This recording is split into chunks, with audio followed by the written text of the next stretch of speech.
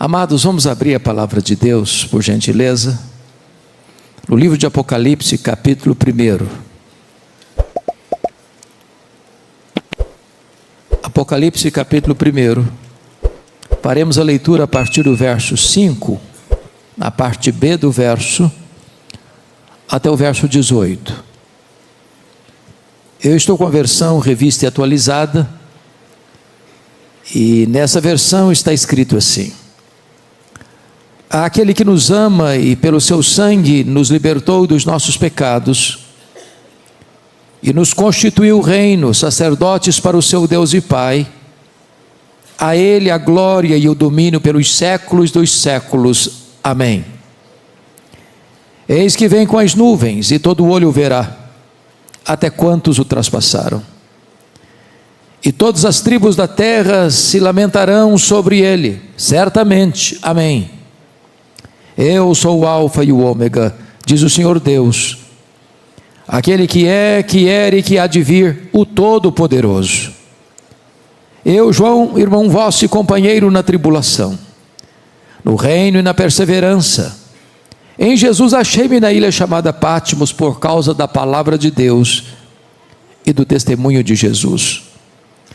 Achei-me espírito no dia do Senhor, e ouvi por detrás de mim grande voz como de trombeta, dizendo: o que vês escreve em livro e manda às 7 igrejas: Éfeso, Esmirna, Pérgamo, Tiatira, Sardes, Filadélfia e Laodiceia.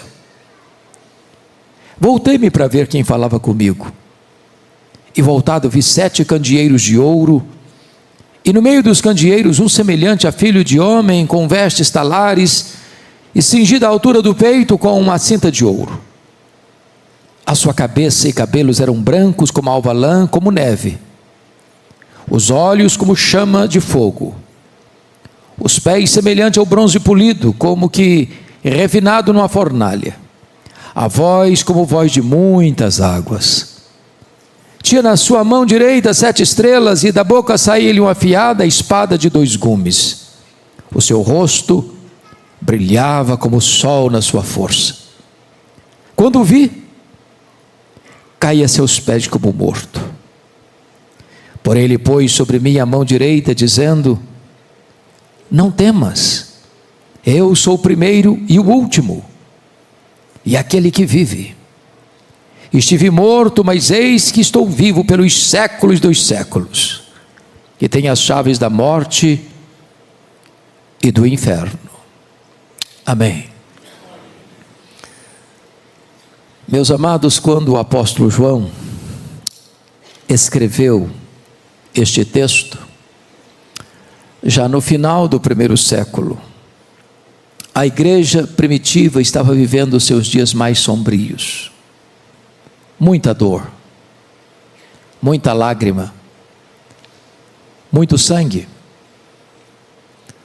Os crentes estavam sendo crucificados, queimados vivos, jogados às feras. Aliás, todo o 1º século foi um tempo muito difícil.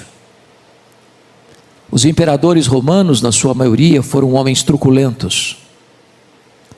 Poderíamos rememorar a história de César Augusto, que governou do ano 27 a.C. ao ano 14 depois de Cristo, período em que Jesus nasceu em Belém da Judéia. Ele foi sucedido por Tibério César, que governou do ano 14 ao ano 37 da era cristã, quando então Jesus é crucificado, ressuscita dentre os mortos e retorna aos céus, onde está assentado à direita da majestade.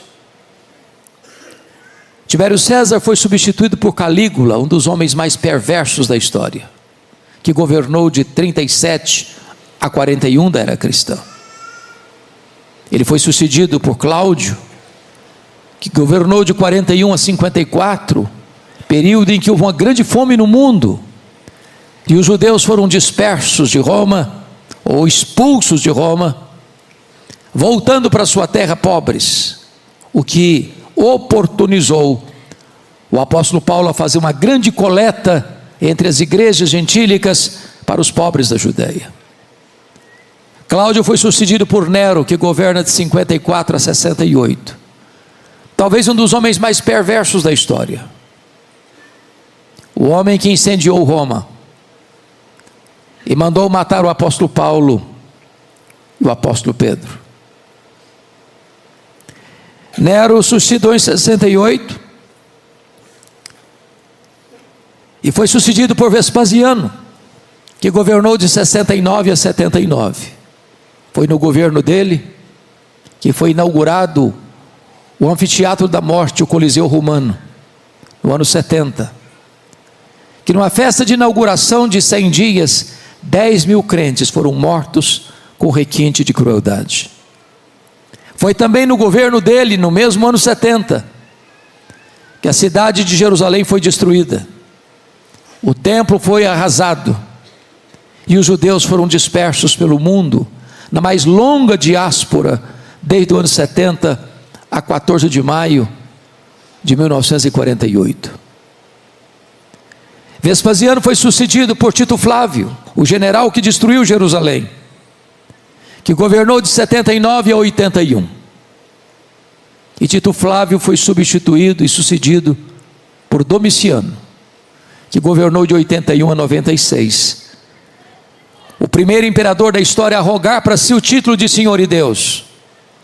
Tão perverso e mau, que foi chamado de Nero Redivivo, ou segundo Nero. Foi este imperador que deportou o apóstolo João, então pastor da igreja de Éfeso, para uma colônia penal, para a ilha vulcânica do Mar Egeu. Vale destacar que a essas alturas, todos os demais apóstolos do Senhor Jesus já estavam mortos, e mortos pelo viés do martírio. João era o último representante do colégio apostólico. Certamente a intenção de Domiciano era calar a voz do último apóstolo de Jesus e jogar uma pá de cal na igreja tão sofrida e massacrada. Porém, quando todas as portas estavam fechadas para João na terra, naquela ilha vulcânica, Deus vira a mesa da história. Deus muda o placar do jogo, porque os destinos da história não estão nas mãos dos poderosos deste mundo. Os destinos da história estão nas mãos do Rei dos Reis e do Senhor dos Senhores. Quando todas as portas se fecharam para João na terra, Deus abriu-lhe uma porta no céu e disse: sobe para aqui, e eu te mostrarei não as coisas que talvez aconteçam, eu não te mostrarei as coisas que podem acontecer, eu te mostrarei as coisas que devem acontecer. O nosso Deus está no trono e as rédeas da história estão em suas mãos.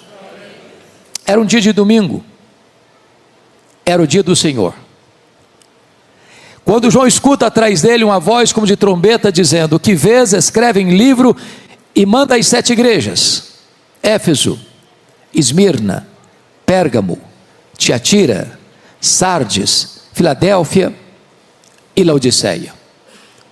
Quando ele se volta para ver quem falava com ele, ele não vê quem falava com ele, ele vê as 7 igrejas, os 7 candeeiros, e no meio das igrejas um semelhante a filho de homem. O mundo só pode ver Jesus na igreja e através da igreja. Mas quem é este que João vê no meio das igrejas? Este é o centro da história, é o centro da eternidade, é o centro da terra, é o centro do céu. Este é o centro do Antigo Testamento, o centro do Novo Testamento. Este é tudo em todos.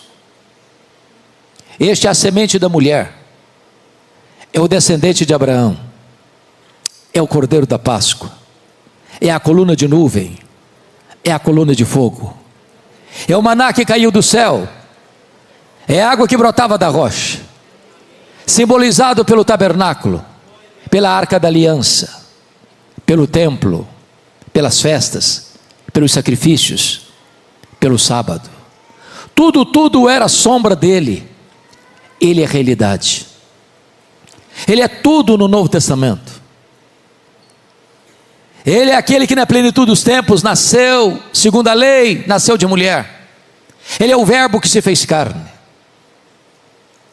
Ele é o fundamento da igreja. Ele é o dono da igreja. Ele é o edificador da igreja.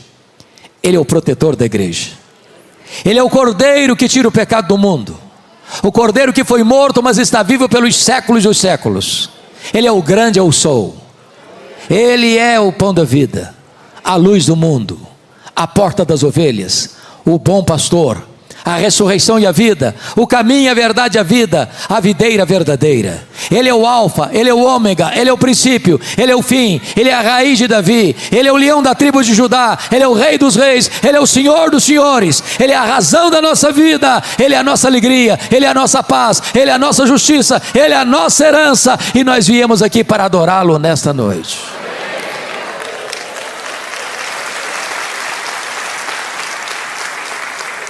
Eu gostaria de, nesta noite, amados, destacar 3 coisas. Em primeiro lugar, gostaríamos de destacar a grandeza da pessoa de Jesus. Em segundo lugar, destacar a grandeza da obra de Jesus. Em terceiro lugar, quais são as implicações dessas 2 verdades anteriores. Qual é a descrição que João nos faz no texto da grandeza da pessoa de Jesus? Com a Bíblia aberta comigo, vejamos. Em primeiro lugar, versículo de número 13. E diz: e no meio dos candeeiros, um semelhante a filho de homem. Notem vocês, que a primeira coisa que ele percebe é a onipresença de Jesus. Ele está no meio das igrejas, ao mesmo tempo em Éfeso, ao mesmo tempo em Esmirna, ao mesmo tempo em Pérgamo, ao mesmo tempo em Tiatira, ao mesmo tempo em Sardes, ao mesmo tempo em Filadélfia, ao mesmo tempo em Laodiceia, ao mesmo tempo na Igreja Batista do Lago do Sul de Brasília. Ele está aqui. Ele está aqui nesta noite. Ele está andando entre nós. E é porque Ele está aqui que você e eu viemos aqui.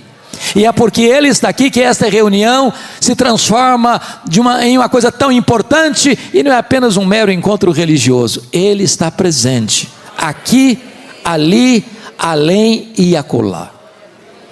Preciso concordar com o primeiro-ministro da Holanda, Abraham Kuyper, quando disse que neste universo de mais de 93 bilhões de anos-luz de diâmetro, não há 1 centímetro desse universo onde Jesus não possa dizer: eu estou aqui, eu criei isso aqui, eu sou dono disso aqui. Segundo lugar, vejam comigo o verso 14.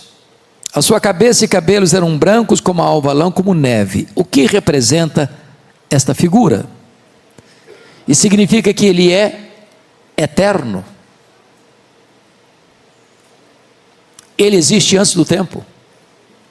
Ele preexiste ao princípio. Ele preexiste à criação. Ele não foi criado, Ele é o Criador. Ele não passou a existir, Ele é o Pai da eternidade. Ele já existia eternamente como Deus, na comunhão plena da Trindade, antes que houvesse o mundo. Ele não precisou criar para ser Deus, já o era antes da criação. Ele não precisou criar para ter relacionamentos, ele já era plenamente feliz na relação intratrinitariana.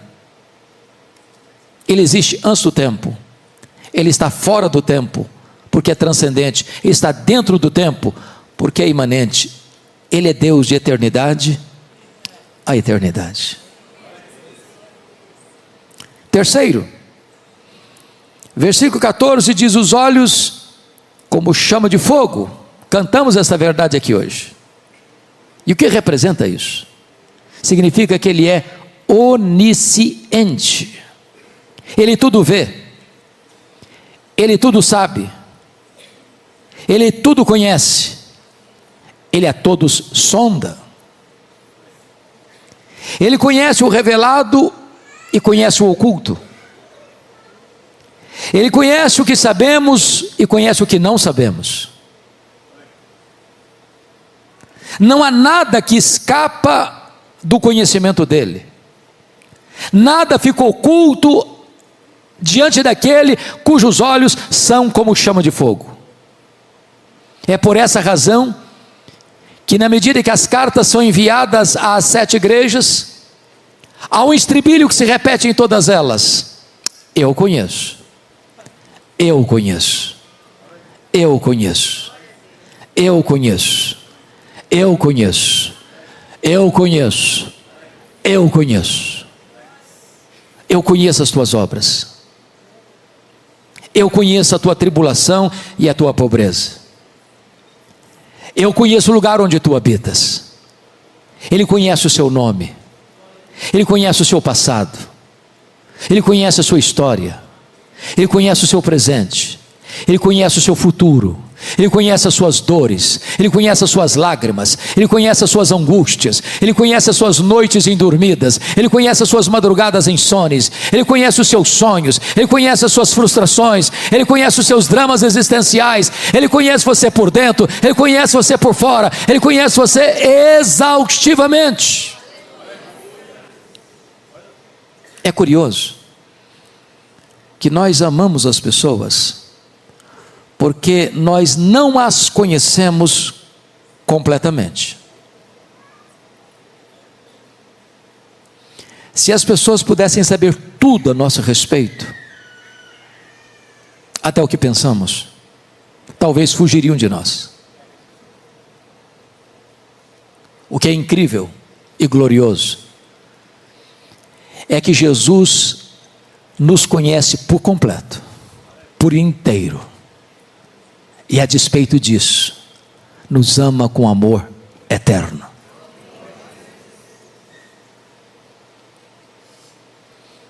Ainda, notem comigo o versículo 15.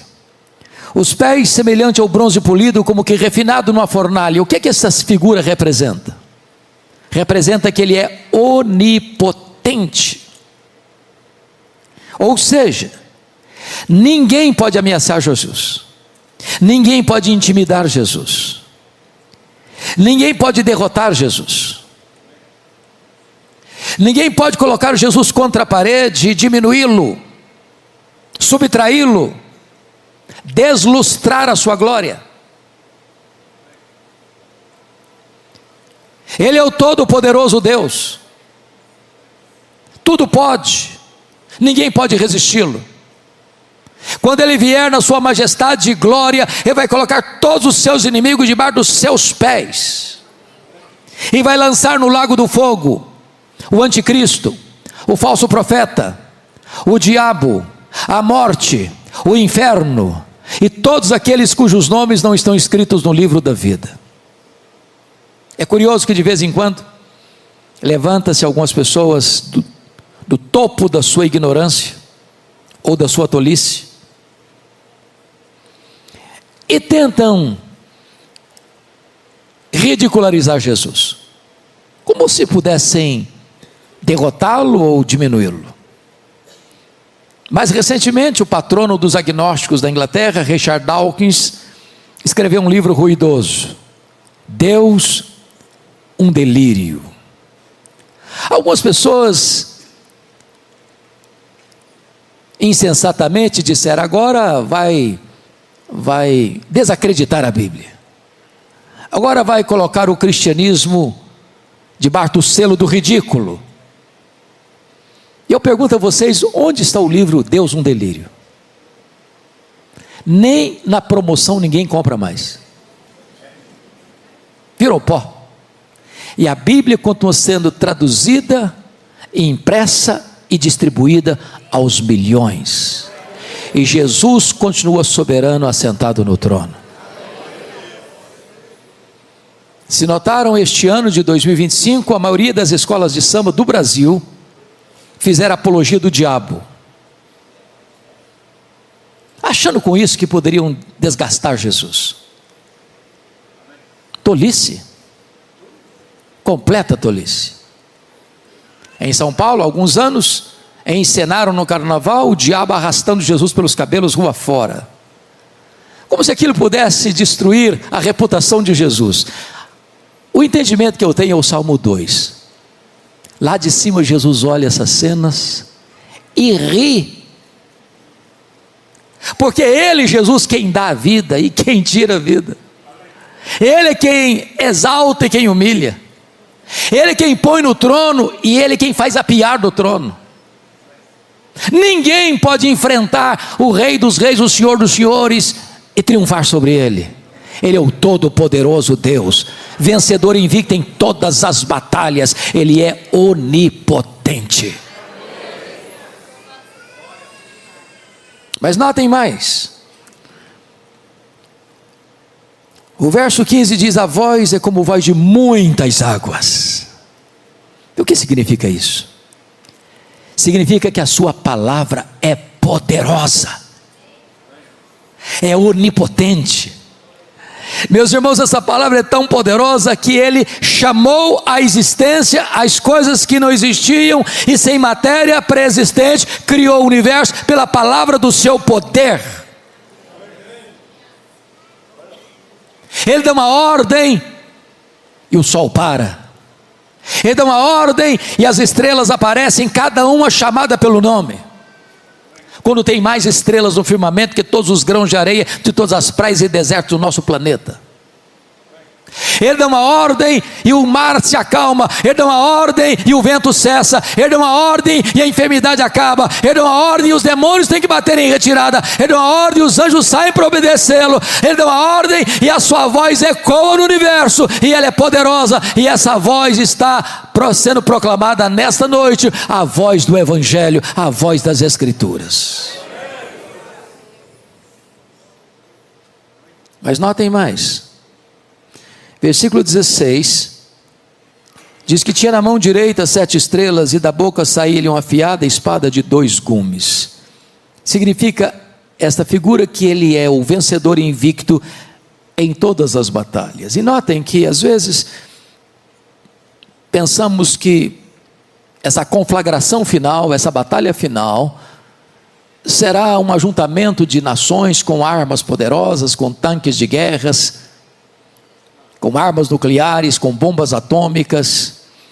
E embora o homem tenha tanta força nesta área bélica, mas a única arma que vai ser acionada nessa batalha final não vai ser a força do exército humano ou das grandes potências militares. Na verdade, Jesus vem e Ele mata o anticristo com o sopro da sua boca, com a manifestação da sua vinda, e não precisa de ajuda do braço da carne, mas Ele vai colocar debaixo dos seus pés todos os seus inimigos. Não há como enfrentá-lo e vencê-lo. A vitória dele já está garantida. Mas notem, por gentileza, versículo 16 diz que o seu rosto brilhava como o sol na sua força. Ele é glorioso. O Cristo que João está vendo aqui não é mais aquele Cristo suando sangue, em lágrimas, prostrado com o rosto no chão do Getsemane. O Cristo que João está vendo aqui não é mais aquele Cristo cuspido e esbordoado do sinédrio judaico. O Cristo que João está vendo aqui não é mais aquele Cristo vilipendiado e espancado do pretório romano. O Cristo que João está vendo aqui não é mais aquele Cristo que caminha exangue pelas ruas apinhadas de Jerusalém, sob os apupos e vaias de uma multidão ensandecida. O Cristo que João está vendo aqui não é mais aquele Cristo pregado na cruz, suspenso entre a terra e os céus. O Cristo que João está vendo aqui é o Cristo da glória, cujos cabelos são brancos como a neve, cujos pés são como de bronze polido, como os olhos como chamas de fogo, voz como voz de muitas águas, e o seu rosto brilha como o sol na sua força. Este é o Cristo da glória. Quando você lê as Escrituras, você percebe que todas as pessoas que tiveram uma visão da glória de Cristo tiveram ou sofreram um profundo impacto? Quando Deus se revelou a Jó na sua majestade, ele disse: meu Deus, eu te conheci só de ouvir, agora os meus olhos te veem e eu me abomino. Quando Isaías teve uma contemplação da sua glória, ele diz: ai de mim, eu estou perdido. Quando João contempla o Cristo da glória, ele cai como morto aos seus pés. É o Cristo glorioso. Mas finalmente, notem comigo o versículo 17 e 18, que ele é o Cristo da restauração. Porque João, ao cair como morto, o Senhor pôs a mão direita sobre ele e diz assim: ô João, fica com medo não, eu sou o primeiro e eu sou o último, eu estive lá no começo, eu estarei lá no fim e eu estou no processo. Ô João, não fica com medo não, porque eu já estive morto, mas eu estou vivo pelos séculos dos séculos. Nós não estamos aqui adorando o Cristo que esteve vivo e está morto, nós estamos aqui adorando o Cristo que esteve morto e está vivo pelos séculos dos séculos. Fica com medo não, João, porque eu tenho as chaves da morte e do inferno. Quem tem as chaves tem o controle, tem o poder, tem a autoridade. Jesus manda no céu, Jesus manda na terra, Jesus manda no inferno. Ele é o soberano Senhor do universo, e é este o Cristo que amamos, é este o Cristo que esta igreja proclama, este é o Cristo que nos deu vida eterna, a glória da sua pessoa. Vejamos o segundo ponto da mensagem agora, então: a glória da sua obra em nosso favor.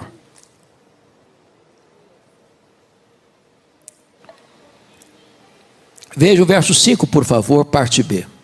Ele começa assim: aquele que nos ama.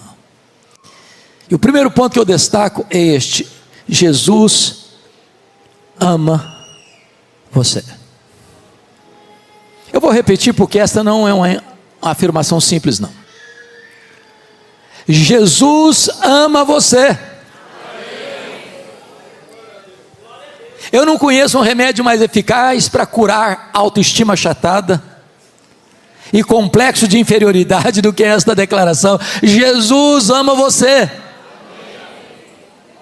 Os irmãos puritanos da Inglaterra do século 17 perguntavam: achas pouco seres amado por Deus? Não existia céu, não existia terra, não existia galáxias, não existia mundos estelares, não existia anjos, não existia a criação, mas existia você no coração de Jesus. Ele ama você com amor eterno e atrai você para Ele com cordas de amor. Apesar de conhecer você, seus erros, seus pecados, suas mazelas, suas contradições, seus paradoxos, seus deslizes,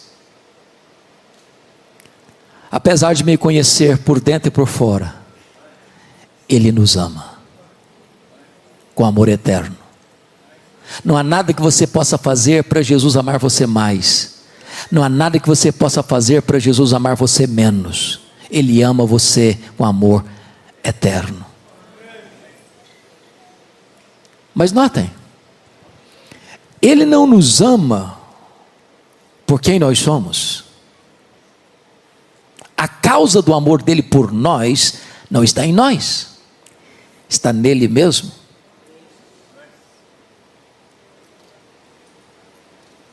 Ele não passou a nos amar porque nós o amamos primeiro. Ele nos amou primeiro, por isso nós o amamos. O nosso amor por Ele é o refluxo do fluxo do amor dele por nós. Ele não nos ama por causa dos nossos méritos, Ele nos ama apesar dos nossos deméritos. Ele não nos ama por causa das nossas virtudes, Ele nos ama apesar dos nossos pecados.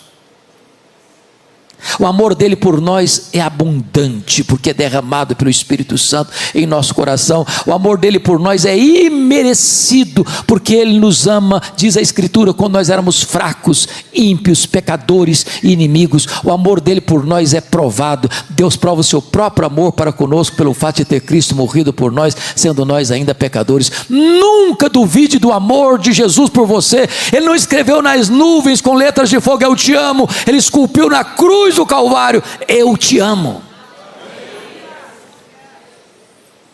Segundo lugar, olha comigo a segunda obra dele, no versículo 5 está escrito ainda assim: e pelo seu sangue nos libertou dos nossos pecados. E primeiro, ele nos amou. Segundo, ele morreu por nós. Ele morreu por você. Ele morreu pelos seus pecados. Ele não morreu porque foi uma vítima do sistema. Ele não morreu porque sucumbiu ao poder de Roma. Ele não morreu porque foi uma vítima das tramas do sinédrio judaico. Ele não morreu porque Judas o traiu. Ele não morreu porque Pedro negou. Ele não morreu porque o sinédrio judaico costurou acusações pesadas contra ele. Ele não morreu porque Pilatos covardemente o sentenciou à pena de morte. Ele não morreu porque os soldados romanos o pregaram naquela cruz. Ele morreu voluntariamente pelos seus, pelos meus, pelos nossos pecados. Ele não morreu como um mártir. Ele não foi para aquela cruz esperneando. Ele diz: ninguém tira minha vida de mim, eu pelo contrariamente, espontaneamente a dou. Ele caminha para aquela cruz como um rei caminha para a sua coroação. Diz a Bíblia que ele não levou em conta a vergonha, a ignomínia da cruz, pela alegria que lhe estava proposta, a alegria de comprar você com o seu sangue e dar a você a vida eterna. Agora notem, ele morreu, diz o texto, para libertar-nos. Pelo seu sangue, nos libertou dos nossos pecados. Isso significa que o pecado, então, escraviza. Quem é que precisa de libertação? Quem está cativo. A Bíblia diz que quem pratica o pecado é escravo do pecado. Eu vou lhe dizer nesta noite que não há nenhuma igreja, não há nenhuma religião, não há nenhuma denominação religiosa, não há nenhum rito sagrado, não há nenhuma artimanha humana, não há nenhuma terapia psicológica, não há nenhum divã de psicanalista que possa libertar você dos seus pecados. É só Jesus, é só o sangue de Jesus. Irmãos, o homem não pode lidar com os dramas da sua culpa. Ele pode buscar todos os recursos da terra, ele pode buscar todas as terapias humanas, ele pode frequentar todos os divãs dos psicanalistas, ele pode tomar todos os remédios da farmácia, mas ele não consegue aliviar o chicote da culpa. Mas o sangue de Jesus nos liberta do pecado. Hoje, nesta noite, você pode sair daqui livre, curado, restaurado, perdoado, liberto e salvo pelo sangue de Jesus, que nos liberta do pecado. Ele amou você, e Ele morreu por você. Terceira verdade que esse texto nos apresenta está no verso 6. Vejam vocês: e nos constituiu reino e sacerdotes para o seu Deus e Pai. Primeiro, Ele amou você. Segundo, Ele morreu por você. Terceiro, Ele exaltou você. Vejam que no Velho Testamento nenhum sacerdote podia ser rei, e nenhum rei podia ser sacerdote. O rei Uzias, o topo da sua vaidade, depois de 5 décadas no governo, tentou usurpar o ofício sacerdotal e entrou no templo para queimar incenso, e diz a Bíblia que Deus o sentenciou com lepra e ele morreu leproso. Porém agora Jesus vem, ele ocupa o tríplice ofício. Ele é profeta, Ele é sacerdote, Ele é rei. E agora você que crê em Jesus, é constituído por Ele, rei e sacerdote. Nas palavras do apóstolo Pedro, somos sacerdócio real. Isso significa que você não precisa de ninguém para intermediar sua relação com Deus. Você não precisa de um guru espiritual. Você tem livre acesso à sala do trono. O véu do templo foi rasgado de alto a baixo. E você pode falar com Deus a qualquer hora, em qualquer lugar, em qualquer circunstância, porque você foi constituído sacerdote real. Livre acesso à presença de Deus. Que verdade bendita. Que verdade gloriosa. Corre nas suas veias mais que sangue azul. Você é filho do Rei dos Reis e do Senhor dos Senhores. Quarta verdade. Primeiro, Ele amou você. Segundo, Ele morreu por você. Terceiro, Ele exaltou você. Quarto, Ele voltará para você. Versículo 7 está escrito assim: eis que vem com as nuvens, e todo olho verá até quantos o traspassaram, e todas as tribos da terra se lamentarão sobre ele certamente. Amém. Irmãos amados, cantamos aqui hoje sobre a segunda vinda de Cristo também. E esta é a verdade magna do cristianismo. Esta é a acrópole da nossa esperança. Esta é a apoteose da nossa fé. Este é o pináculo da nossa confiança. Esta é a consumação da nossa redenção. Jesus voltará em glória para buscar a sua igreja. Que verdade bendita. A história não está dando voltas como pensavam os gregos. A história não está sem rumo como pensam os existencialistas. A história caminha para um telos, para um fim, para uma consumação. E é a segunda vinda de Cristo, a consumação do século, o último dia, quando Jesus então vai estabelecer o seu reino de glória e de poder. Como Ele voltará? Diz a Bíblia que Ele voltará pessoalmente. Atos 1:11 diz que é o mesmo Jesus que subiu, é o que vai descer. Segundo, Ele voltará visivelmente, diz o texto. Todo olho verá. Vai ser o fato mais público da história. Nenhuma montanha tão alta, nenhum vale tão profundo, nenhuma caverna tão escura poderá ocultar alguém dessa manifestação tão gloriosa e visível da volta do Senhor Jesus Cristo. E Ele disse: vigiai, porque você não sabe que dia vai ser. E você também não sabe se vai ser de tarde, se vai ser de noite, ou se vai ser de manhã ao cantar do galo. E eu posso garantir a vocês que Jesus voltará de tarde, que Jesus voltará de noite, que Jesus voltará de manhã. É claro que ele está falando dos fusos horários, porque se Jesus voltar de manhã aqui no Brasil, volta de noite no Japão. Se ele voltar de manhã aqui no Brasil, volta de tarde na Europa. Então Jesus volta de manhã, Jesus volta de tarde, Jesus volta de noite. Eu não sei que dia, eu não sei que hora, mas Ele voltará e todo olho o verá. Mas ainda Jesus voltará audivelmente. Está escrito: ouvida a voz do arcanjo e ressoada a trombeta de Deus, Ele descerá dos céus. Se a segunda vinda vai ser o fato mais visível da história, há de ser também o fato mais audível da história. Ele voltará ainda, diz a Bíblia, repentinamente. Vai ser como um relâmpago que risca os céus, do oriente ao ocidente.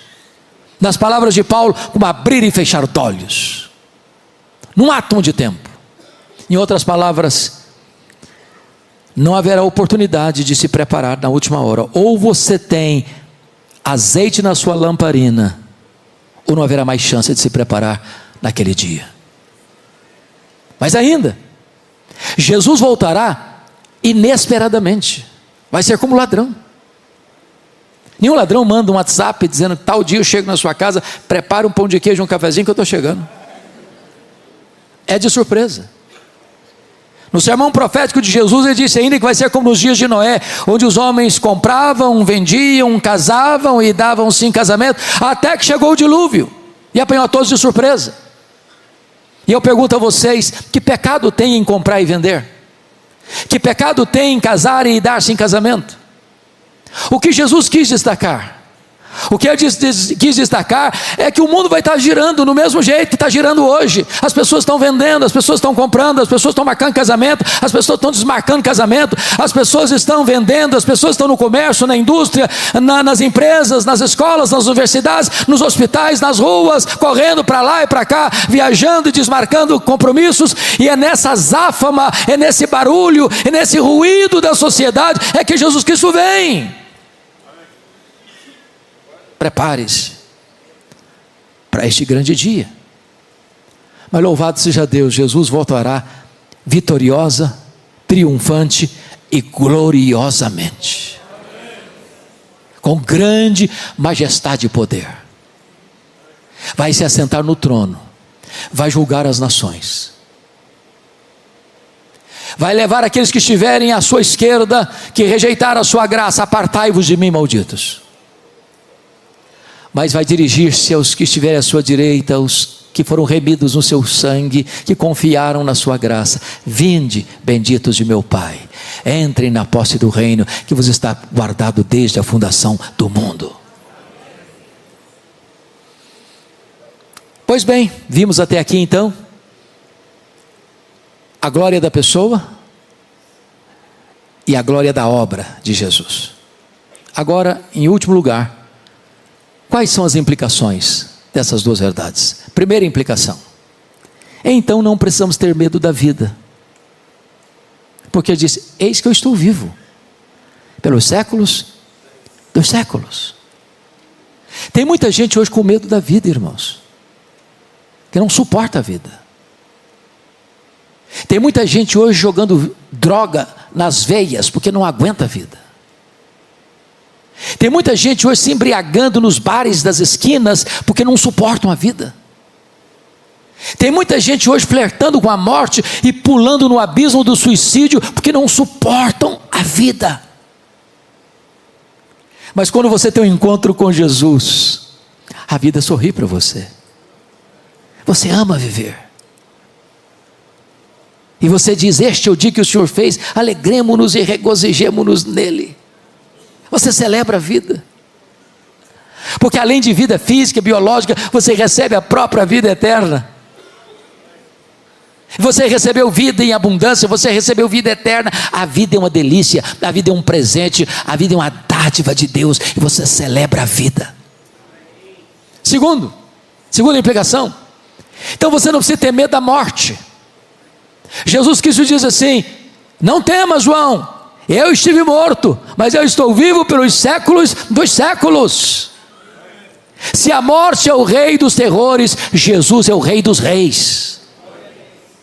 Ele entrou nas entranhas da morte, ele matou a morte, ele ressuscitou, inaugurando a imortalidade, e ele é a ressurreição e a vida. E se você crer nele, você nunca morrerá eternamente. Agora a morte já foi vencida, agora a morte não tem a última palavra, agora o túmulo no nosso último endereço. Nós estamos caminhando para a glória. Lá é a nossa pátria, lá é a casa do Pai, e é para lá que vamos. Terceiro: então não precisamos ter medo do desconhecido. Permita-me clarear um pouco esse ponto. Me permita uma pergunta diagnóstica: quantos aqui nesse belo auditório hoje têm a garantia da sua salvação em Cristo Jesus porque nasceram de novo? Levanta a mão. Bendito seja Deus. Isso significa então que você sabe que o fim dessa linha é a glória. Isso está assegurado, está garantido. Agora, isso não tira de nós a nossa limitação humana. Por exemplo, eu não sei, nem você, o que vai nos acontecer daqui a 5 minutos.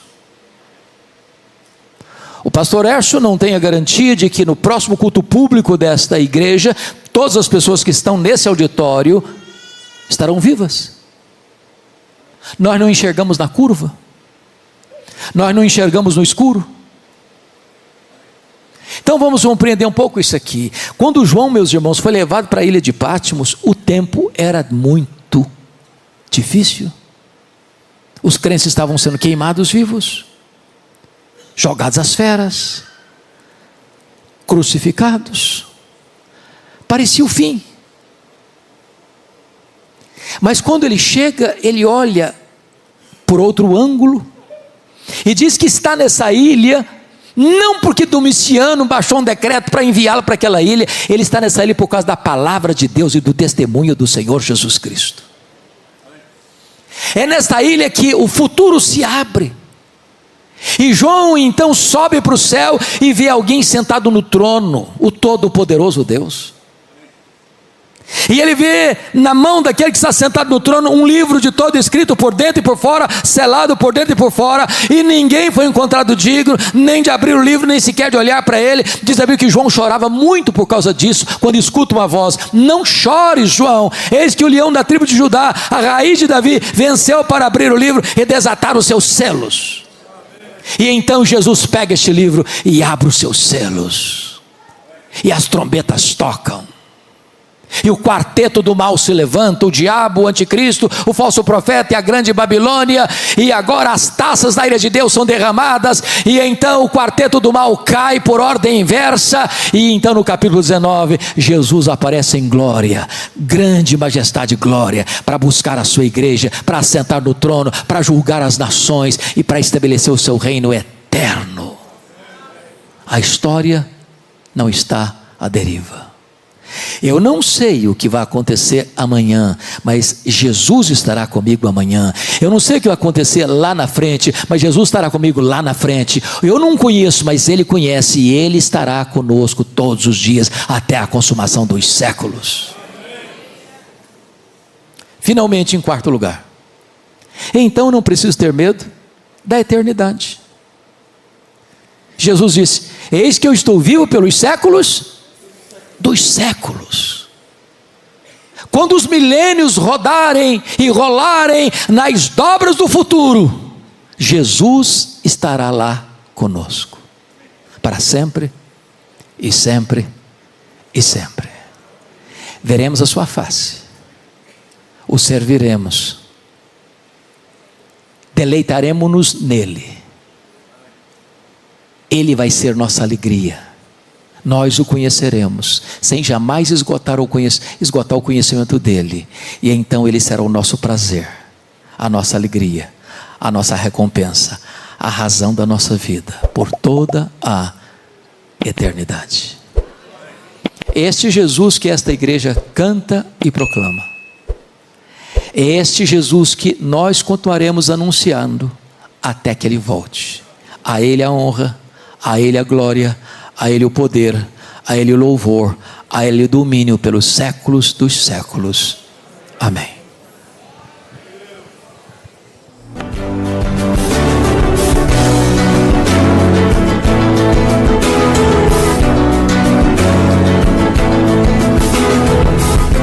Palavra da Verdade, com Hernandes Dias Lopes.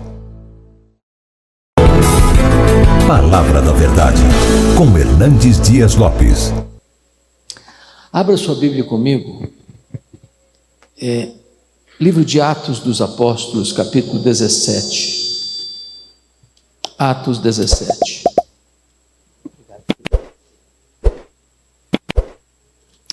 Nós vamos ler a partir do verso 16 até o final deste capítulo. Esse texto fala do discurso de Paulo em Atenas. Lido o texto, por favor, mantenha sua Bíblia aberta comigo nesta passagem. Enquanto Paulo os esperava em Atenas, o seu espírito se revoltava em face da idolatria dominante na cidade. Por isso dissertava na sinagoga entre os judeus e os gentios piedosos, também na praça todos os dias, entre os que se encontravam ali. E alguns dos filósofos epicureus e estoicos contendiam com ele, havendo quem perguntasse: que quer dizer esse tagarela? E outros: parece pregador de estranhos deuses. pois pregava Jesus e a ressurreição. Então, tomando consigo, levaram ao Areópago, dizendo: poderemos saber que nova doutrina é essa que ensinas, posto que nos trazes aos ouvidos coisas estranhas? Queremos saber o que vem a ser isso. Pois todos os de Atenas e os estrangeiros residentes de outra coisa não cuidavam, senão dizer ou ouvir as últimas novidades. Então Paulo, levantando-se no meio do Areópago, disse: senhores atenienses, em tudo vos vejo acentuadamente religiosos, porque passando e observando os objetos de vosso culto, encontrei também um altar no qual está inscrito: ao Deus desconhecido. Pois esse que adorais sem conhecer é precisamente aquele que eu vos anuncio. O Deus que fez o mundo e tudo o que nele existe, sendo ele Senhor do céu e da terra, não habita em santuários feitos por mãos humanas, nem é servido por mãos humanas como se de alguma coisa precisasse, pois ele mesmo é quem a todos dá vida, respiração e tudo mais. De um só fez toda a raça humana para habitar sobre toda a face da terra, havendo fixado os tempos previamente estabelecidos e os limites da sua habitação, para buscarem a Deus, se porventura tateando possam achar, bem que não está longe de cada um de nós, pois nele vivemos e nos movemos e existimos, como alguns dos vossos poetas têm dito, porque dele também somos geração. Sendo, pois, geração de Deus, não devemos pensar que a divindade é semelhante ao ouro, à prata ou à pedra, trabalhados pela arte e imaginação do homem. Ora, não levou Deus em conta os tempos da ignorância. Agora, porém, notifica aos homens que todos, em toda parte, se arrependam, porquanto estabeleceu um dia em que há de julgar o mundo com justiça, por meio de um varão que destinou e acreditou diante de todos, ressuscitando dentre os mortos. Quando ouviram falar de ressurreição de mortos, uns escarneceram. E outros disseram: a respeito disso te ouviremos noutra ocasião. A esta altura Paulo se retirou do meio deles e conclui dizendo: houve, porém, alguns homens que se agregaram a ele e creram. Entre eles estava Dionísio, Areopagita, uma mulher chamada Dâmaris, e com eles outros mais. Amém. Eu quero pedir licença a vocês para fazer uma abordagem deste texto no método chamado lectio continua. Em outras palavras, é uma exposição versículo por versículo, sem que percamos a essência desta mensagem. Paulo está no meio da sua segunda viagem missionária. Ele queria ir para a Ásia, o Espírito de Cristo o impediu de ir para a Ásia. Ele está em Troade, quando escuta a voz de um varão macedônio numa visão: passa, Macedônia, e ajuda-nos. Entendendo ser a vontade de Deus, ele embarca em Troade, desembarca em Neápolis, entra para o interior, alcançando a cidade de Filipos. Dali ele vai à capital da província da Macedônia, em Tessalônica, sai de Tessalônica e vai a Bereia. E em todas essas cidades ele é perseguido, ele é escorraçado. Então ele deixa para trás seus colegas de viagem, Silas e Timóteo, e sai como que fugido de Bereia e chega em Atenas, a capital intelectual do mundo, a cidade dos grandes pensadores, de Péricles, de Aristóteles, de Sócrates, de Platão, a terra dos grandes luminares do saber humano, que encheram bibliotecas com a sua erudição. Curiosamente, aquela cidade tão culta, aspergida pela luz do saber humano, está mergulhada ao mesmo tempo numa densa escuridão espiritual. E o versículo 16 nos aponta isso. Enquanto Paulo os esperava em Atenas, está se referindo a Timóteo e Silas, seu espírito se revoltava em face da idolatria dominante na cidade. Olha que curioso. No maior centro filosófico do mundo, Paulo encontra a mais densa escuridão, cegueira e ignorância espiritual. Agora notem que a cidade não apenas era idólatra, não. A cidade era dominada pela idolatria. Os ídolos governavam aquela cidade. A situação era tão grave que quando Paulo passou por lá, em Atenas, Plínio diz que havia mais de 30.000 estátuas dedicadas aos deuses em Atenas. Era uma floresta de ídolos. Suetônio diz que para cada pórtico, cada casa, cada monumento, havia um altar a uma divindade. Era mais fácil encontrar um deus em Atenas do que um homem. Isso levou Diógenes a satirizar com os gregos de Atenas, saindo em pleno meio-dia com a lanterna acesa, procurando atentamente alguma coisa. E diante desse gesto inusitado, alguém o aborda e pergunta: o que você procura, Diógenes? Ele respondeu: eu procuro um homem, nessa terra só tem deuses. Agora, a idolatria da cidade revolta o espírito de Paulo. A pergunta para nós é: será que aquilo que entristece o coração de Deus, entristece também o nosso coração? Será que aquilo que provoca a ira de Deus mexe com as nossas entranhas também? Mas não basta ficar com o espírito angustiado, um espírito revoltoso diante da idolatria. É preciso fazer alguma coisa. E Paulo fez. O verso 17 diz: por isso, olha a causa e consequência, por isso, dissertava na sinagoga entre os judeus e os gentios piedosos. Por que Paulo ia à sinagoga? Sempre que uma cidade por onde passava tinha uma sinagoga. Porque a sinagoga era uma espécie de ponte, de contato para a pregação do evangelho. Quem se reunia na sinagoga? Os judeus. Quem mais? Os gentios convertidos ao judaísmo, os prosélitos. Por que ele ia para esse local primeiro? Porque essas pessoas já acreditavam no Velho Testamento. Então qual era o papel dele? Era mostrar que o Jesus que ele está anunciando era o Messias. Então ele tinha, de certa forma, já uma preparação para o evangelismo. E isso ele fazia. Mas o verso 17 diz que também na praça todos os dias entre os que se encontravam ali. Entendamos que praça aqui não é como a praça de Itu, ou de Sorocaba, ou de São Paulo. Praça para os gregos era ágora. E ágora era o espaço onde os oradores, os filósofos, os pensadores expunham as suas ideias, explanavam a sua cosmovisão. Era um centro acadêmico a céu aberto. E diz a Bíblia que Paulo está lá todos os dias. Paulo não era um pregador entre quatro paredes. Paulo era um homem que pregava para fora dos portões. Ele estava nas ruas. Ele estava onde o povo estava. Lá estava ele. E diz o texto que todos os dias ele está na praça, entre os que se encontravam ali. E o verso 18 diz que alguns dos filósofos que estavam na praça, que viviam na praça, que expunham as suas ideias na praça, que angariavam os seus seguidores na praça, contendiam com ele, havendo quem perguntasse: o que quer dizer esse tagarela?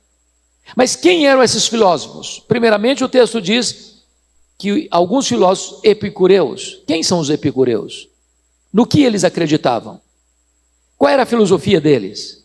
Qual era a grande bandeira filosófica deles? Os epicureus eram materialistas, existencialistas. Eles não acreditavam no amanhã, no futuro, na ressurreição, na eternidade, no juízo final, na prestação de contas. A ideia dos epicureus era: a vida é um breve percurso do berço à sepultura. Morreu, acabou. Então o sentido para eles era o prazer. Eles tinham um lema de vida: comamos e bebamos, porque amanhã morreremos. Eles não acreditavam na eternidade. E Paulo diz: não. Existe eternidade, sim. Aliás, existe um dia do juízo, sim. Existe uma prestação de contas, sim. Todos precisam se arrepender em todo lugar, porque Deus já marcou um dia do juízo, e todos vão ter que prestar contas diante de Deus. Paulo está desbancando a filosofia dos epicureus. Mas estavam também na praça os estoicos. Quem eram os estoicos? O que eles acreditavam? Eles eram panteístas, eles eram fatalistas. A filosofia estoica era essa: você está debaixo de um destino cego e implacável. Você não pode mudar a sua vida. Eles adotavam a filosofia de Gabriela: eu nasci assim, eu cresci assim, eu vou morrer assim. Pau que nasce torto, vai morrer torto. Não tem jeito. Paulo diz: tem jeito sim. Tem jeito sim, porque Deus deu ao homem a oportunidade de se arrepender, de ter um novo coração, de ter uma nova mente, de ter uma nova vida, de ter uma nova família, de ter uma nova pátria, de ter uma nova herança, de ser nova criatura. Tem jeito sim.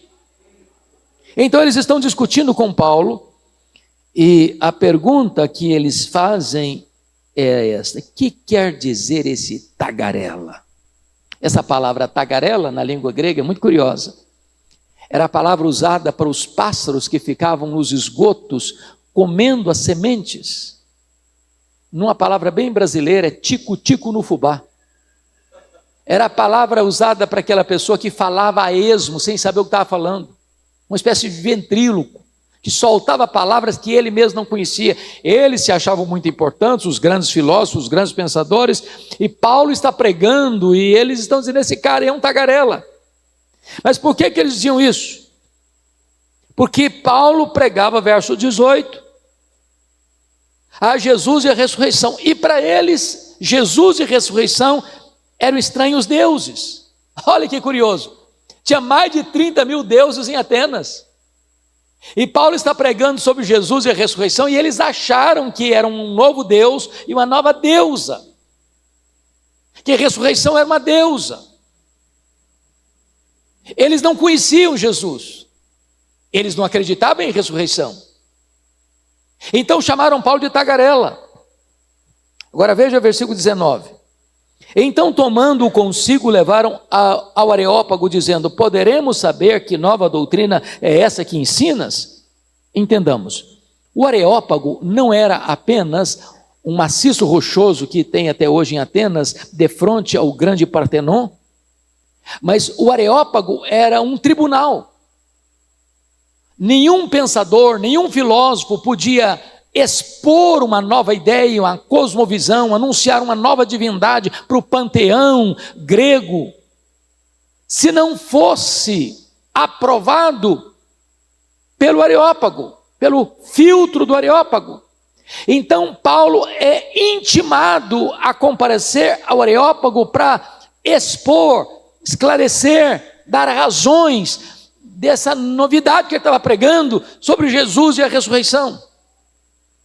Agora notem comigo: poderemos saber que nova doutrina é essa que ensinas? Então Jesus é uma nova doutrina para eles. Eles não sabem nada de Jesus. É tão curioso, irmãos, é que Paulo está pregando aqui no maior centro filosófico do mundo. É como se Paulo estivesse pregando em Harvard. É como se Paulo estivesse pregando na USP de São Paulo. É como se Paulo estivesse pregando no maior centro filosófico do mundo. E nesse ambiente acadêmico tão refinado, Paulo encontra a mais tosca ignorância espiritual. Talvez ainda hoje seja assim. Pessoas que conhecem a filosofia, que decifram os segredos da ciência, que penetram pelos corredores do saber humano, não enxergam um palmo na frente do seu nariz no que tange as coisas espirituais. Ao mesmo tempo que tem uma vasta cultura, tem também uma total limitação do conhecimento das coisas espirituais. Notem comigo ainda, versículo 20: posto que nos trazes aos ouvidos coisas estranhas, queremos saber o que vem a ser isso. Então note uma coisa engraçada: o pregador é um tagarela, o Deus que ele anuncia é Deus estranho, o evangelho é para eles coisa estranha e novidade, o Deus verdadeiro é um Deus desconhecido. Então, preciso que você preste atenção com muito cuidado no verso 21. Olha o que acontece. Por que eles levaram Paulo para lá, para o Areópago? Pois todos os de Atenas e os estrangeiros residentes de outra coisa não cuidavam, senão dizer ou ouvir as últimas novidades. Irmãos, isso me impacta e me envergonha ao mesmo tempo. Atenas era uma cidade cosmopolita. Era o maior centro filosófico do mundo. Paulo passaria alguns dias, e ele passa ali com o coração angustiado. Ele estava angustiado, que seus colegas tinham ficado para trás, e ele saiu fugido, corrido. Queriam matá-lo. E no pouco tempo que ele está lá, pregando na sinagoga e na praça todos os dias, a pregação dele foi tal, e impactou de tal maneira, que o assunto do dia na cidade de Atenas era o que ele tinha pregado. Não só as pessoas que moravam em Atenas, mas os residentes, estudantes que estudavam nas muitas escolas filosóficas, de outra coisa não falavam, de ninguém mais escutava nenhuma outra coisa mais importante, que impactava tanta gente, como as novidades que Paulo pregava, Jesus e a ressurreição. O que me impressiona, pastor Leandro, é que às vezes nós passamos anos numa cidade, tendo todos os recursos da tecnologia de comunicação, e as pessoas nem sabem que nós existimos. E Paulo ali, sem nada disso, impacta a cidade inteira. Agora notem,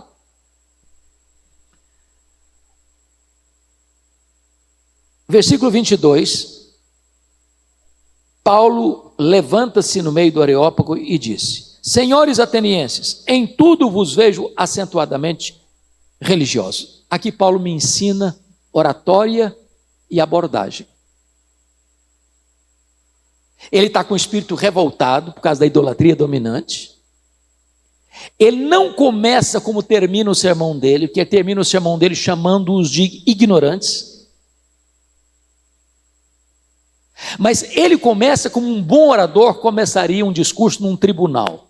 Já foi ouvir um bom orador num tribunal? Ele começa elogiando a pessoa, bota a pessoa lá em cima e depois tira a escada. Ele se dirige aos atenienses dizendo: Senhores atenienses, em tudo vos vejo acentuadamente religiosos. Ganhou a atenção do auditório. Foi simpático. Nos ensina abordagem. Pastor Joel tinha um irmão querido lá em Bragança Paulista, onde eu comecei meu pastorado, e gostava de fazer visita comigo, e eu passava muito aperto com ele. Porque eu chegava numa casa, se ele visse algum objeto de idolatria, de imagem, ele já entrava e dizia: Você quer saber que esse negócio é do diabo? E a pessoa quase batia na gente, quase sai fugir da casa. Mas não é uma boa abordagem isso. Não é. Você não pode ofender as pessoas. Ainda que você discorde, você tem que ganhar o coração da pessoa para ter o direito de falar com ela. E foi isso que Paulo fez. Então, note mais. Em tudo vos vejo acentuadamente religiosos. Versículo 23. Porque passando e observando os objetos do vosso culto, encontrei também um altar no qual está inscrito ao Deus desconhecido. Preste atenção. Paulo não é um turista. Se fosse hoje, Paulo estaria munido, não digo com uma máquina fotográfica, mas com um telefone celular, com certeza. Mas tem gente, irmãos, que passa, olha, tira foto, faz um filmezinho, mas não observa nada. Não nota nada. Paulo não é um turista que está admirando a arquitetura de Atenas. Paulo não está lá admirando o Partenon, tirando foto, Partenon, que beleza, que arquitetura, que colunas. Passando e observando. Nós precisamos passar e observar a nossa cidade. Nós precisamos passar e entender a cultura da nossa cidade.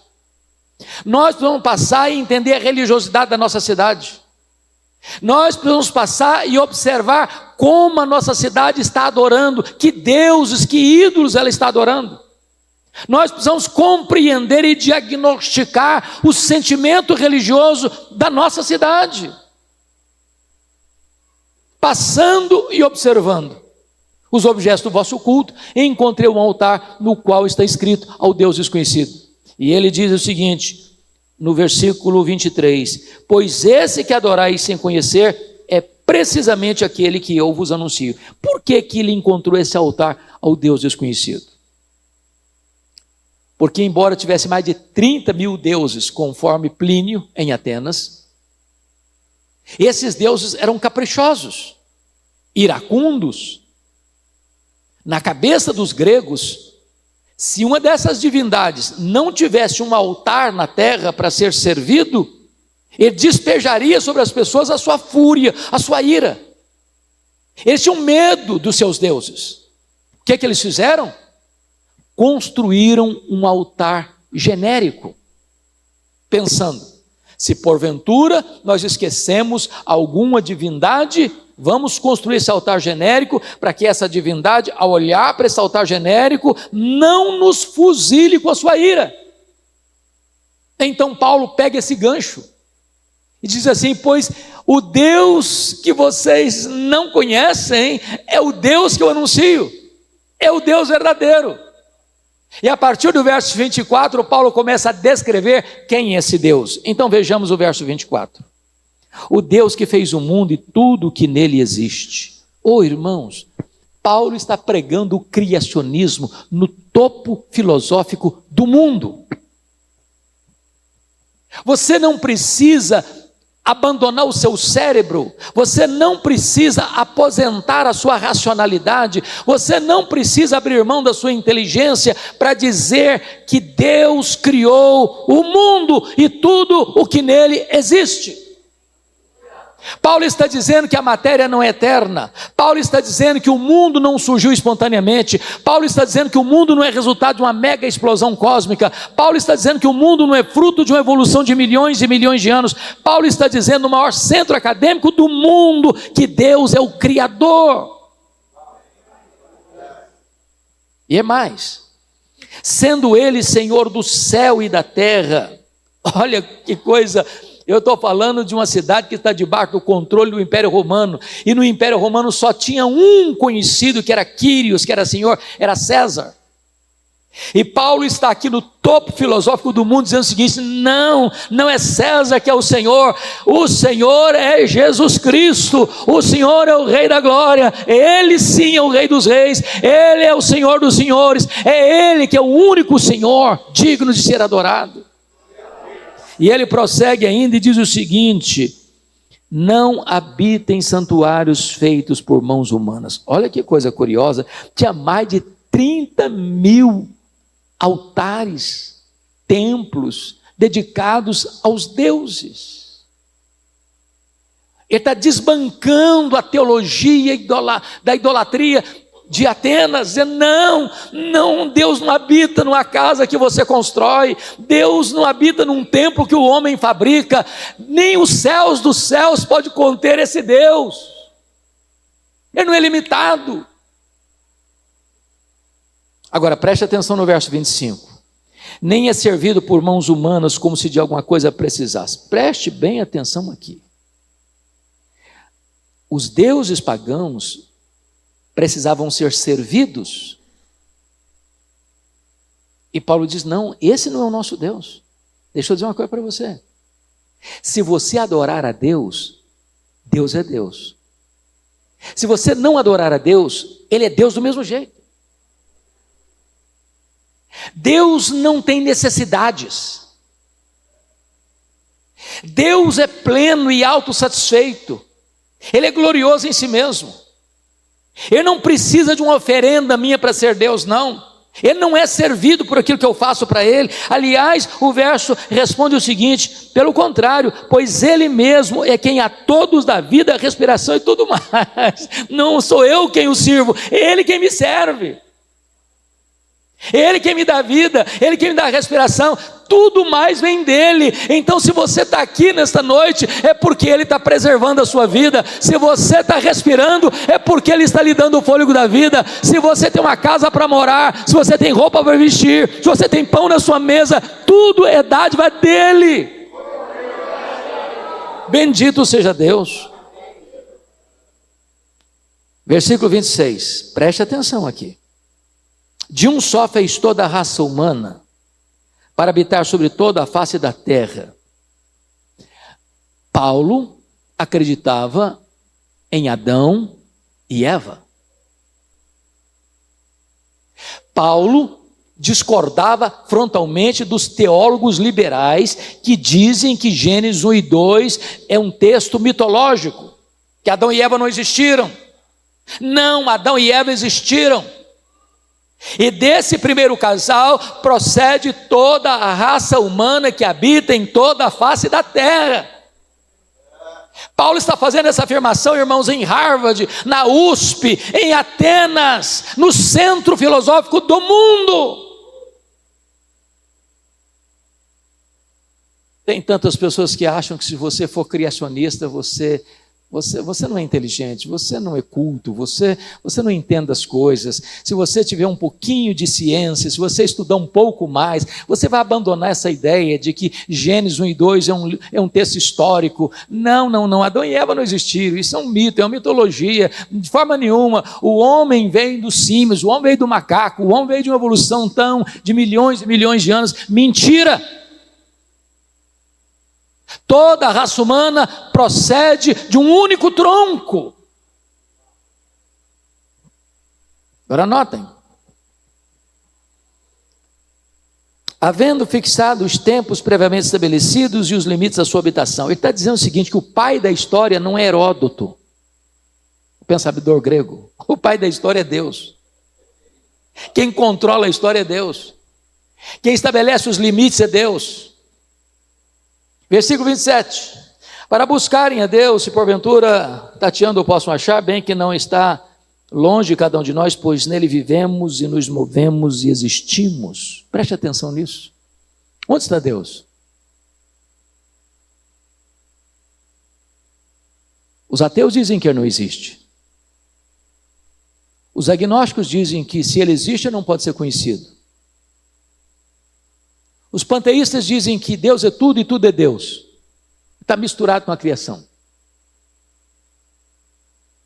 Os deístas dizem que se ele existe, está muito longe, muito indiferente a nós.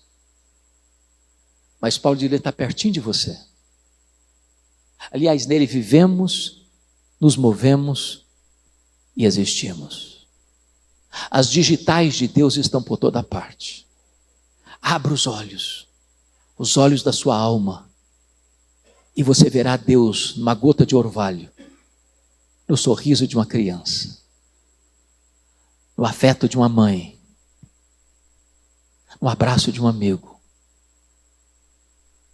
Você verá Deus nas páginas da Bíblia. Você verá Deus na igreja, que é o corpo de Cristo.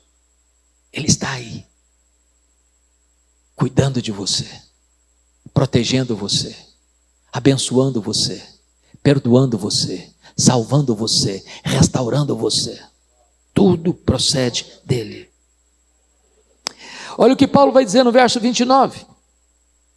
Sendo, pois, geração de Deus, não devemos pensar que a divindade é semelhante ao ouro, à prata ou à pedra, trabalhado pela arte e imaginação do homem. Ele está desbancando a idolatria de Atenas.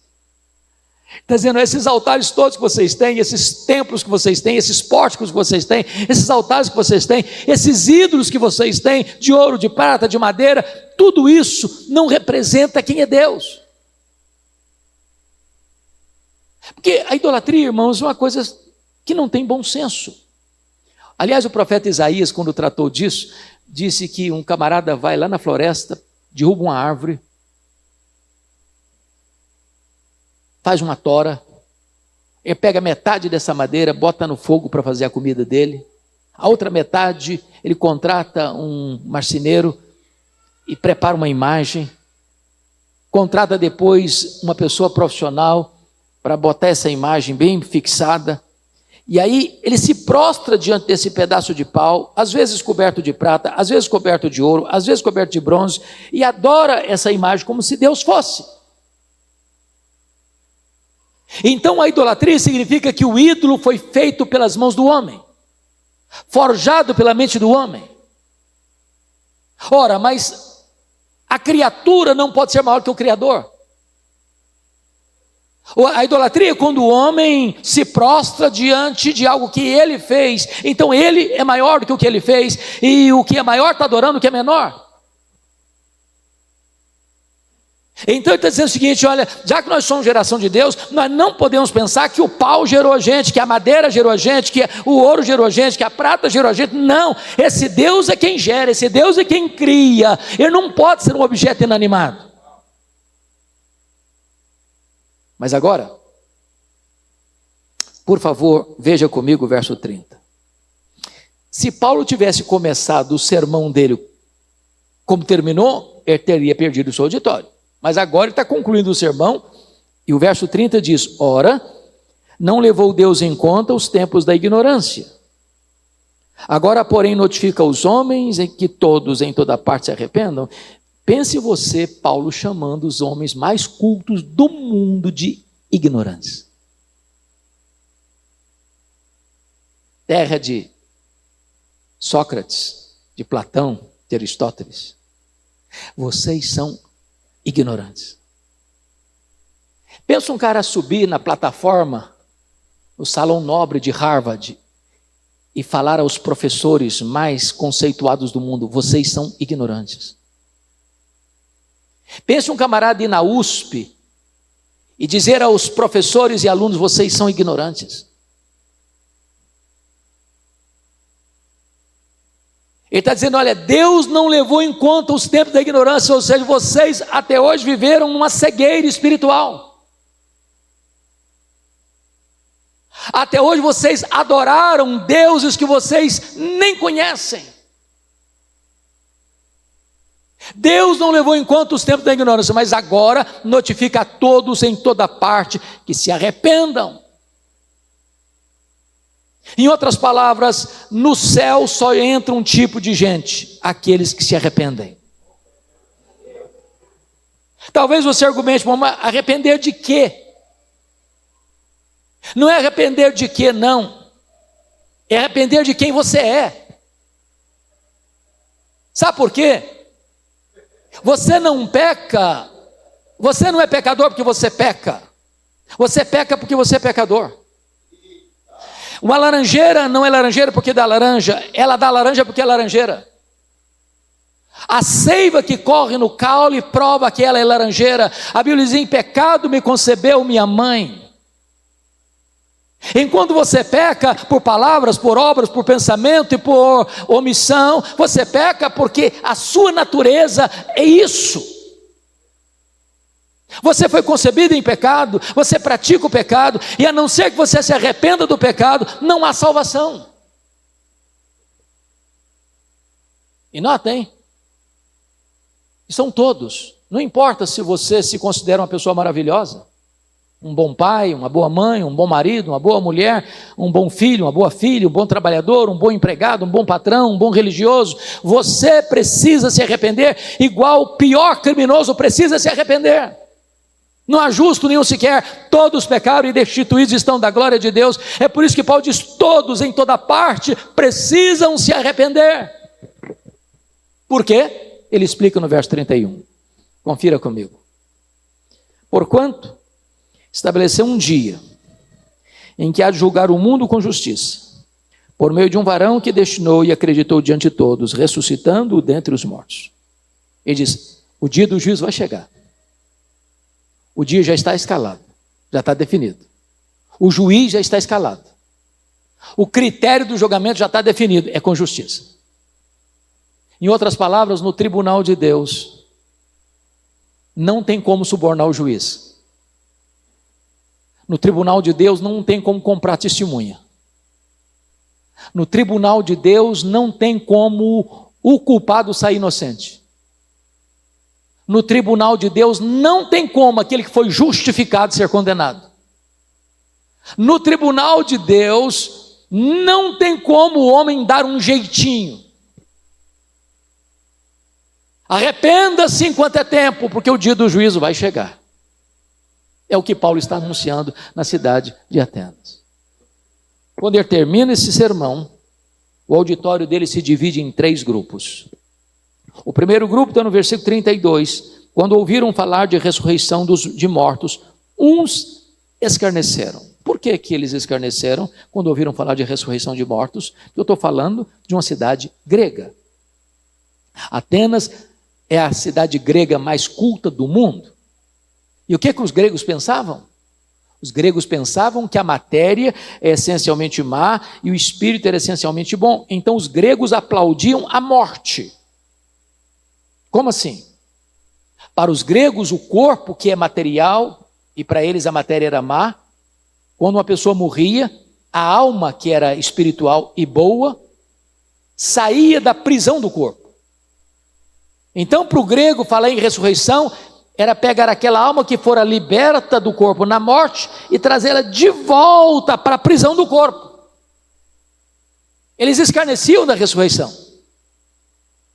E porque Paulo pregou em Atenas a Jesus e a ressurreição, quando ouviram falar dessa verdade, eles escarneceram, eles rejeitaram a mensagem de Paulo.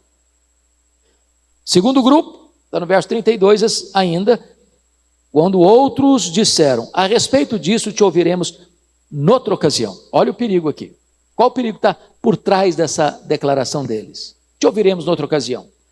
É que na cabeça deles, quem estava no controle da vida deles era eles mesmos. Eu decido a hora que eu quero. Eu sou o capitão da minha alma. Deixa eu dizer uma coisa a você. Primeiramente, não é assim porque você nem sabe se você vai estar vivo amanhã, nem eu. Você não sabe se você vai ter chance e oportunidade. Ainda, a Bíblia diz que é Deus quem dá o arrependimento da vida. Se Deus endurecer seu coração e você morrer na dureza do seu coração, você está perdido. A Bíblia diz que é Deus quem dá a fé salvadora. Se você endurecer o seu coração e se rebelar contra Ele, Ele pode deixar você morrer na sua ignorância, na sua incredulidade. Então não tente achar que você tem o controle disso, não. É por isso que a Bíblia diz, se hoje você ouvir a voz de Deus, não endureça o seu coração. Hoje é o dia oportuno, hoje é o único dia que você pode tomar essa decisão, porque agora Deus está falando com você. Amanhã pode ser tarde demais. Mas a última decisão está no verso 34. Houve, porém, alguns homens que se agregaram a ele e creram. É bem verdade que não foi uma multidão que se converteu em Atenas. A Bíblia diz que Deus não chamou muitos sábios deste século. Se você é um sábio deste século e está salvo, glorifique a Deus. A porta está aberta para você. Mas a mensagem que eu quero trazer é esta: onde o Evangelho de Cristo é proclamado, aí tem salvação. Esta é a maior, a mais importante e a mais urgente decisão que um ser humano precisa tomar, é crer em Jesus. Porque não há outro nome dado entre os homens pelo qual importa que sejamos salvos.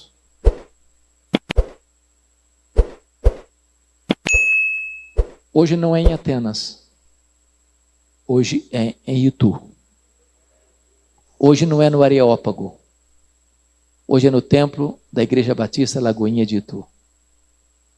Mas o Evangelho é o mesmo.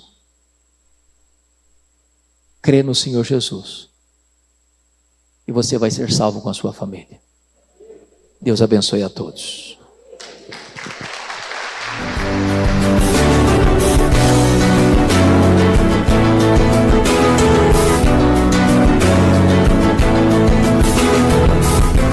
Palavra da Verdade, com Hernandes Dias Lopes.